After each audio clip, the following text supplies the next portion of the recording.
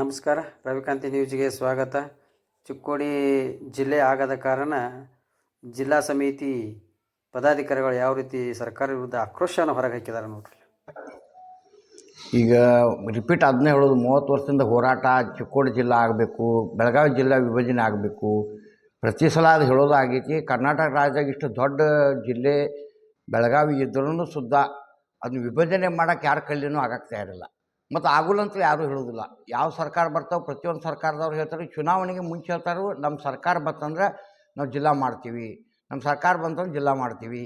ಅದಕ್ಕಂತ ಕಾಂಗ್ರೆಸ್ ಸರ್ಕಾರ ಏನೈತಿ ಇಲ್ಲಿ ಆರ್ ಡಿ ಗ್ರೌಂಡ್ದಾಗ ಸ್ಪಷ್ಟವಾಗಿ ಪ್ರಕಾಶ್ ಹುಕ್ಕೇರಿ ಸಾಹೇಬರು, ಸಿದ್ದರಾಮಯ್ಯ ಸಾಹೇಬರು ಮತ್ತು ಗಣೇಶ್ ಹುಕ್ಕೇರಿ ಸಾಹೇಬರು ಸ್ಪಷ್ಟವಾಗಿ ಹೇಳಿದ್ರಿಗೆ ಮೊದಲನೇ ಕೆಲಸ ನಮ್ಮ ಸರ್ಕಾರ ಬಂದ ಕೂಡಲೇ ಮೊದಲನೇ ಕೆಲಸ ಚಿಕ್ಕೋಡಿ ಜಿಲ್ಲಾ ಮಾಡೋದು ಅಂತೇಳಿ.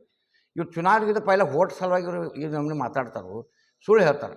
ಸುಳ್ಳು ಹೇಳೋ ಸರ್ಕಾರ. ನಾವು ಭಾಳ ಖುಷಿ ಇದ್ದು 2 ವರ್ಷ ಆಯ್ತು ಸರ್ಕಾರ ನುಡಿದಂತೆ ನಡೆಯೋ ಸರ್ಕಾರ ಅಂತೇಳಿ ನಮ್ಮೊಂದು ಹೆಮ್ಮೆ ಇತ್ತು. ಈಗ ನಮ್ಗೆ ನಾಚಿಕೆ ಬರೋಕೆ ಈಗ ನುಡಿದಂತೆ ನಡೆಯೋ ಸರ್ಕಾರ, ಗ್ಯಾರಂಟಿ ಸರ್ಕಾರ ಅಲ್ಲ, ಇದು ಸುಳ್ಳು ಸರ್ಕಾರ, ಸುಳ್ಳು ಜನಪ್ರತಿನಿಧಿಗಳು ಎಲ್ಲ ಸುಳ್ಳು ಹೇಳ್ತಾರೆ ಅನ್ನೋದು ಉದಾಹರಣೆ ನಮ್ಮದು ಒಂದು. ಇಡೀ ರಾಜ್ಯದಾಗ 108 ಉದಾಹರಣೆಗಳು ನಿಮಗೆ ಬೇಡ, ಚಿಕ್ಕೋಡಿ ಜನತೆನೇ ಕೇಳ್ರಿ ನೀವು. ಸುಳ್ಳು ಹೇಳೋ ಸರ್ಕಾರ ಅನ್ನೋದು ಸಾಬೀತು. 30 ವರ್ಷದಿಂದ ನಮ್ಮನ್ನು ನೀವು ನಮ್ಮ ಬೇಡಿಕೆ ನಿರ್ಲಕ್ಷ್ಯ ಮಾಡಿದ್ದೀರಿ. ಇನ್ನು ಮುಂದೆ ಮಾಡ್ರೆ ನಾವು ಕಾಂಗ್ರೆಸ್ ಪಕ್ಷಕ್ಕೆ ಈ ಭಾಗದ ಜನ ಉತ್ತರ ಕೊಡುವಂಥದ್ದು ಆಗ್ತೈತಿ. ನಾಳೆ 28ಕ್ಕೆ ಬರುವಂಥ 20 ಚುನಾವಣೆಗೆ ನಾವು ತಕ್ಕ ಉತ್ತರ ಕೊಡಬೇಕಾಗ್ತೈತಿ. ಈ ವಿಶೇಷವಾಗಿ ಈ ನಮ್ಮ ಶಾಸಕರ ವಿರುದ್ಧವಾಗಿ ನಾವು ಒಂದು ತಂಡ, ಒಂದು ಪಡೆ ಕಟ್ಕೊಂಡ ಈ ಭಾಗದ ಶಾಸಕರ ವಿರುದ್ಧವಾಗಿ ನಾವು ಮನೆ ಹಳ್ಳಿ ಹೋಗಿ ಅವ್ರ ವಿರುದ್ಧವಾಗಿ ಪ್ರಚಾರ ಮಾಡಬೇಕಾಗ್ತೈತಿ. ಇವತ್ತು ಮಾಧ್ಯಮದ ಸ್ನೇಹಿತರು ಕರೆದಿರ್ತಕ್ಕಂಥ ಉದ್ದೇಶ, ಈಗಾಗಲೇ ಅಧ್ಯಕ್ಷರು ಮತ್ತು ಕಾರ್ಯದರ್ಶಿ ಅವರು ಸಾಕಷ್ಟು ಇದ್ರ ಬಗ್ಗೆ ವಿವರಣೆಯನ್ನು ಕೊಟ್ಟಿದ್ದಾರೆ. ಬಹುಶಃ ಯಾವುದೇ ತಾಲೂಕಾ, ಜಿಲ್ಲೆ, ರಾಜ್ಯಗಳಿರ್ಬೋದು, ಅಲ್ಲಿ ಮೊಟ್ಟ ಮೊದಲಾಗಿ ಬೇಕಾಗಿರ್ತಕ್ಕಂಥದ್ದು ಒಂದು ಆರೋಗ್ಯ, ಇನ್ನೊಂದು ಶಿಕ್ಷಣ. ಇವು ಎರಡು ಯಾವಾಗ ಕುಂಠಿತ ಆಗ್ತವೆ ಆವಾಗ ಪ್ರತಿಯೊಂದಕ್ಕೂ ಕೂಡ ಹಿನ್ನಡೆ ಆಗ್ತವೆ.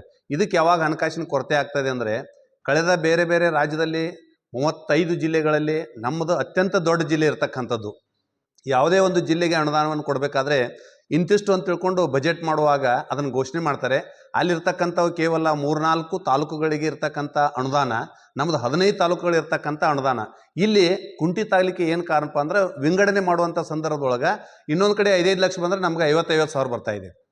ಆ ಹಿನ್ನೆಲೆ ಒಳಗೆ ಯಾಕೆ ಬೆಳಗಾವಿ ಜಿಲ್ಲೆಯನ್ನು ವಿಭಜಿಸಿ ಚಿಕ್ಕೋಡಿ ಮತ್ತು ಗೋಕಾಕ ಸುಮಾರು 30 ವರ್ಷಗಳಿಂದ ಏನು ಒಂದು ಮಾಡಬೇಕಂತಕ್ಕಂಥ ಕೂಗಿದೆ, ಇದಕ್ಕೆ ಭಾಳಷ್ಟು ಜನ ಹಿಂದಿನ ಹಿರಿಯರು, ನಾಯಕರು ಕೂಡ ಮಾಹಿತಿಯಾಗಿ ಹೋಗಿರ್ತಕ್ಕಂಥ ದಿನಮಾನಗಳು ಬಂದು ನಾವೆಲ್ಲ ನೋಡಿದ್ದೀವಿ ಈಗಾಗಲೇ.